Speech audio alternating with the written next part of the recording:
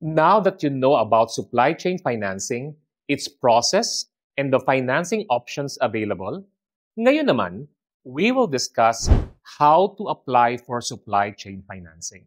Una, pumunta sa bangko o fintech partner na may hawak ng inyong bank account. Pangalawa, ihanda ang lahat ng requirements kagaya ng business permits, financial statements, contracts, at invoices para mas mapabilis ang proseso.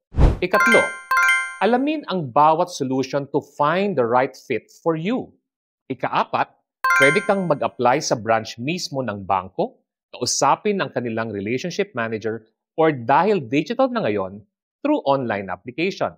Ikalima, you're almost done.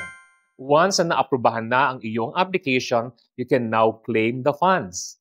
Ika-anim, ito ang inyong tandaan, importante na magbayad on time para mapanatili at mapalago ang inyong credit profile at relationship sa inyong mga bangko. With these simple and easy steps, makakapag-apply na kayo sa supply chain financing at mas mapapalago ninyo ang inyong mga negosyo.